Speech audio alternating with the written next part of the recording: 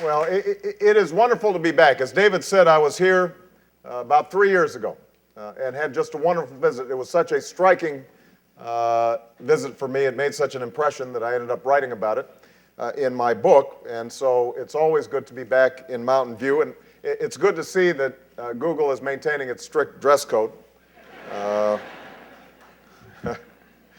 When you stop to think about it, there is something improbable about this gathering.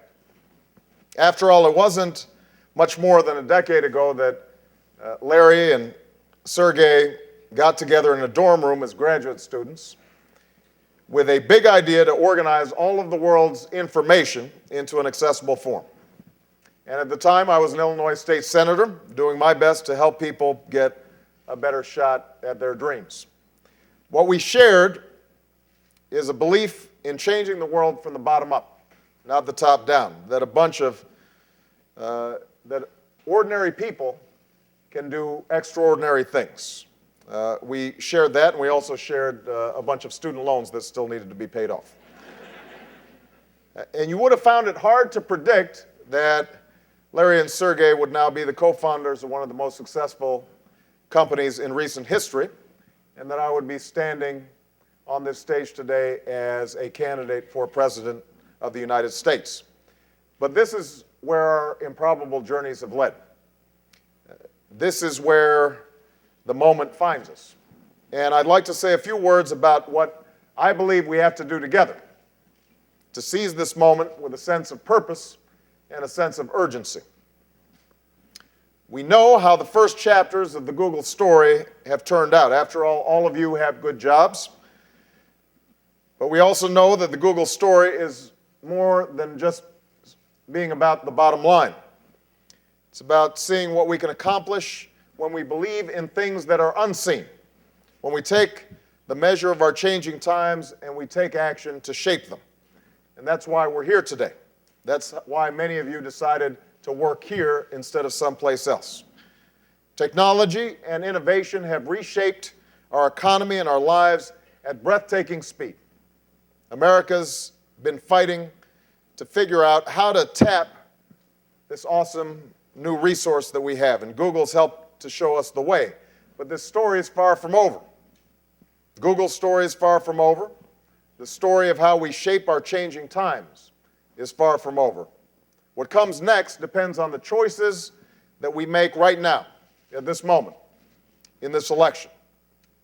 We could see the spirit of innovation that started this company be stifled.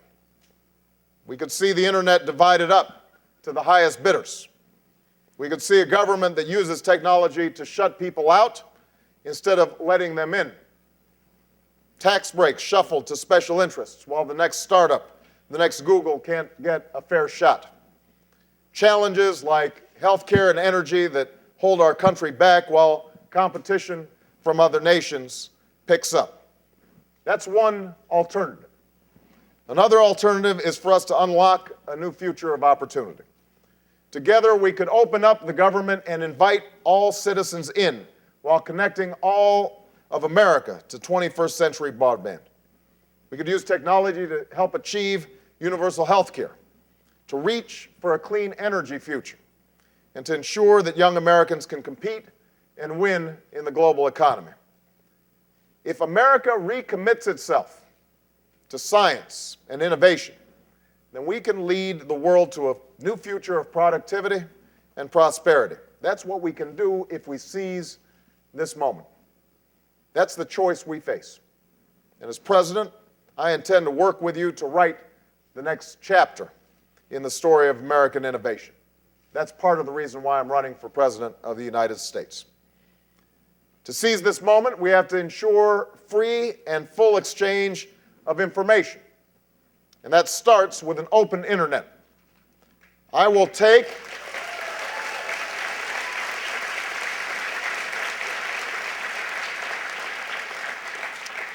a backseat to no one in my commitment to network neutrality. Because once providers start to privilege some applications or websites over others, then the smaller voices get squeezed out and we all lose. The internet is perhaps the most open network in history, and we have to keep it that way. To seize this moment, we have to connect all of America to 21st century infrastructure. As president, I will set a goal of ensuring that every American has broadband access, no matter where you live, no matter how much money you have or don't have. We will raise the standards for broadband speed. We will connect schools and libraries and hospitals. And we'll take on the special interests so that we can finally unleash the power of wireless spectrum for our safety, our security, and our connectivity. To seize this moment, we have to use technology to open up our democracy. It's no coincidence that one of the most secretive administrations in our history has favored special interests and pursued policies that could not stand up to the sunlight. As president, I'm going to change that. We will put government data online in universally accessible formats. I'll let citizens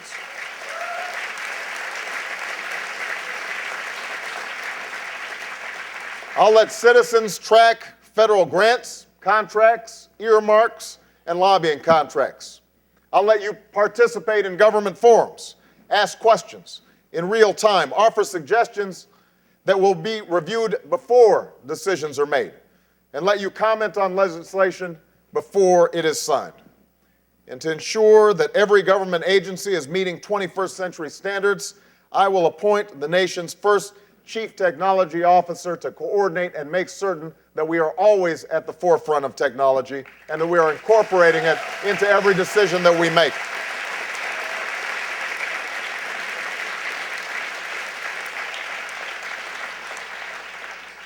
And if you want to know how I'll govern, just look at our campaign. We've received over 370,000 donations online, half of which have been under $25. Nearly 300,000 Americans have their own accounts on BarackObama.com. They've created thousands of grassroots groups. They've offered up over 15,000 policy ideas because we believe that real change can only come from the bottom up. And technology empowers people to come together to make that change. Because at this moment, I think we have to do more than get our house in order. The opportunity in front of us is bigger than that. Seizing this opportunity is going to depend on more than what the government does or even what the technology sector does.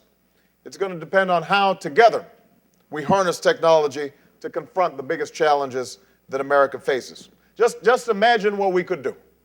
If we commit ourselves to electronic medical records, then we can lift up the quality of health care and reduce error and dramatically lower costs. If we take on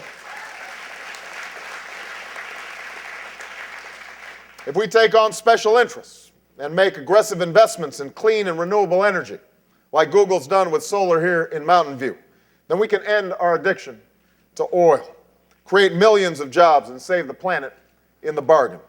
If we make technological literacy a fundamental part of education, then we can give our children the skills they need to compete and ensure the next generation of scientists and engineers is being educated right here in America.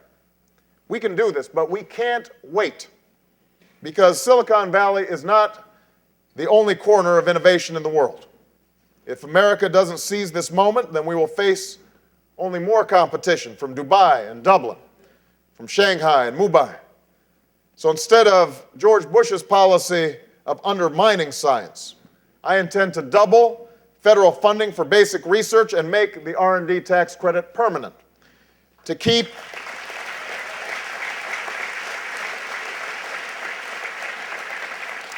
the door open for the next generation of startups, I'll enforce tough antitrust laws. And to ensure that America continues to attract the world's best and brightest, we need comprehensive immigration reform that strengthens permanent resident visas like the H-1B program.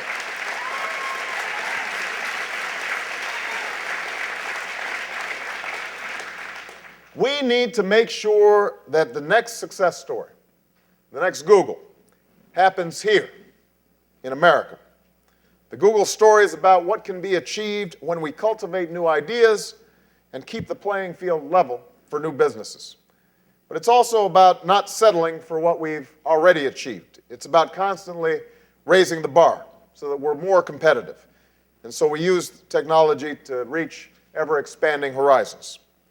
You know, the first time I was back here in 2004, Larry showed me the image that tracks all the internet searches taking place in the world. I wrote about this in my book. I saw the Earth rotating on a flat panel monitor with the different lights for different languages marking all the traffic on this wondrous network, a network that didn't even exist when almost all of us here were born. Almost. But what struck me wasn't the light on that globe. It was the darkness. Most of Africa, chunks of Asia, even parts of the United States. The disconnected corners of our interconnected world, where the promise of the 21st century is being eclipsed by peril. You and I must not settle for anything less than an America that replaces that darkness with a new light. Because the promise and prosperity of a new economy must not be the property of the few. It must be a force that lifts up our entire country and ultimately lifts up the entire world.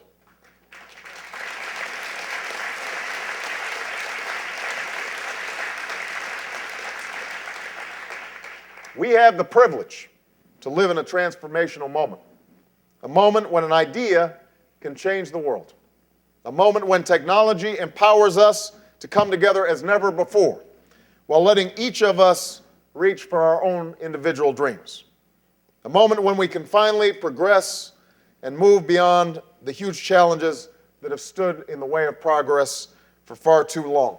We cannot, and we must not, look back and regret that we settled for anything less. And that's why I'm asking you to join me in seizing this moment. I'm asking you to join me in changing the world.